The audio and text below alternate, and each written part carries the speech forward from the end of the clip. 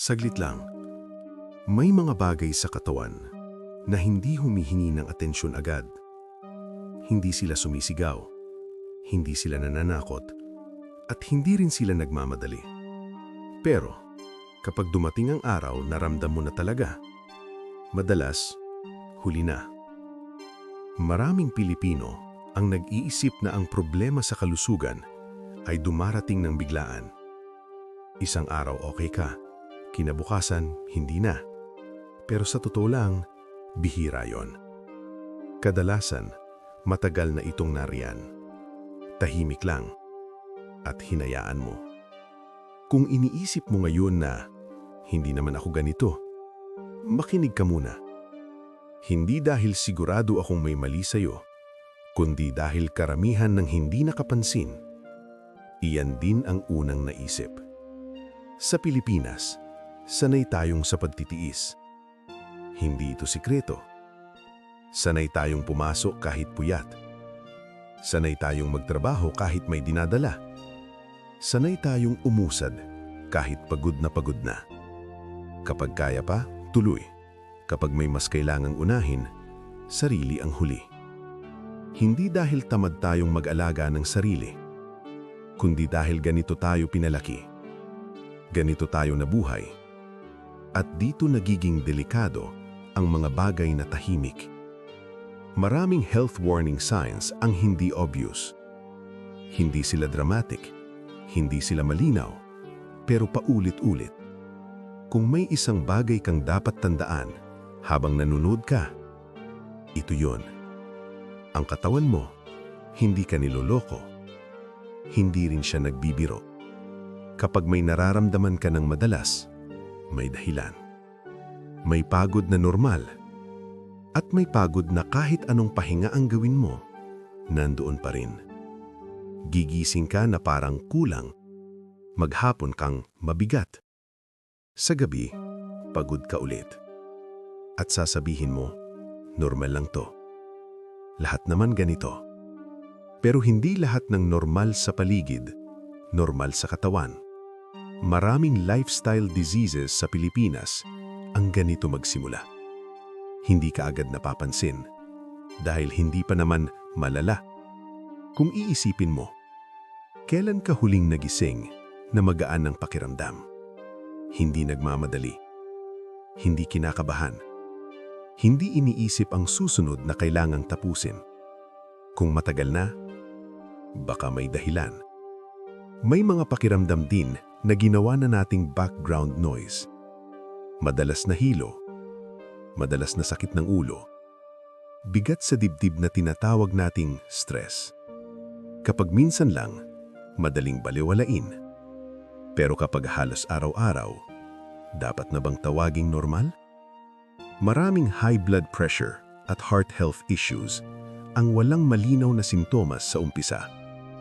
Hindi masakit, hindi ramdam, hanggang sa biglang may epekto na.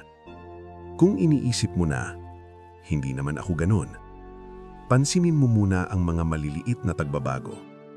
Mas mabilis kang mapagod, mas mabilis kang mainis, mas konti ang pasensya mo.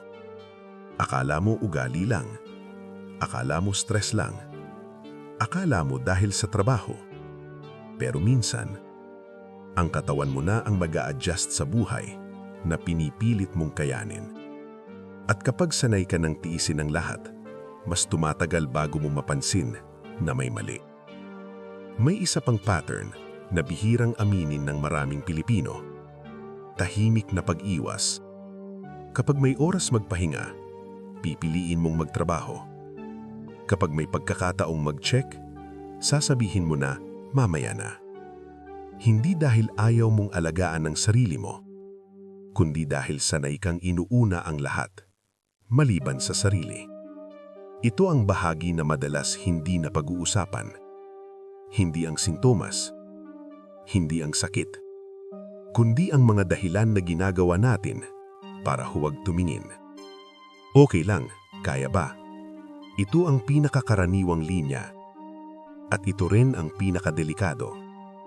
Dahil ang katawan, hindi sumusuko agad.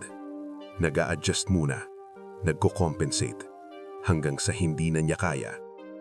Hindi pa naman ganun kalala. Pero kailan ba nagiging malala sa atin? Kapag hindi na tayo makapasok? Kapag hindi na tayo makatayo? Kapag hindi na tayo makapagtrabaho? Maraming diabetes sa Pilipinas ang ganito ang kwento. Hindi napansin, hindi pinansin, hanggang sa may epekto na. At madalas, doon lang nagsisimula ang tanong na, bakit ngayon lang? Kung tutusin, matagal na siyang nandyan. Tahimik lang. Ang pagiging common ng isang problema, hindi nangangahulugang ligtas. Dahil maraming Pilipino ang ganito, hindi ibig sabihin na dapat baliwalain.